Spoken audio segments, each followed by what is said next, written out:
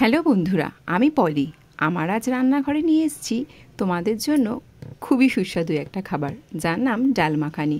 ডাল মাখানিটা বানানো কিন্তু খুবই সহজ। তার জন্য লেগেছে আমার তরকার ডাল আর ছোলার ডাল, যেটা আমি আগের দিন রাতেই ভিজিয়ে রেখেছিলাম। সবার প্রথমে কড়াইতে তেল গরম করে তাতে দিয়ে দিয়েছিলাম কিছুটা কাঁচা লঙ্কা আর গরম মশলা।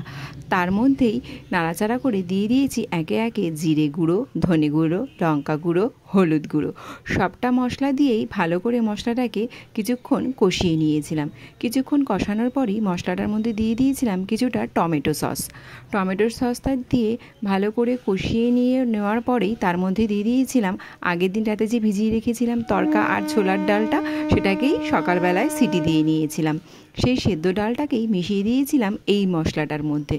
তারপরেই মিশিয়ে দেওয়ার পর ভালো করে নাড়াচাড়া করে নিয়ে কষিয়ে নিয়েই রেডি হয়ে গেছে ডাল মাখানি। আর এই ডাল মাখানির মধ্যে দিয়েছিলাম ওপর থেকে কিছুটা কাসুরি মেথি আর সামান্য ঘি। বাটার ছিল না তাই একটু ঘি দিয়েছিলাম, তবে বাটার দিলে খেতে আরও বেশি ভালো হতো। এভাবে ডাল মাখানি করে খেও, তোমাদেরও ভালো লাগবে।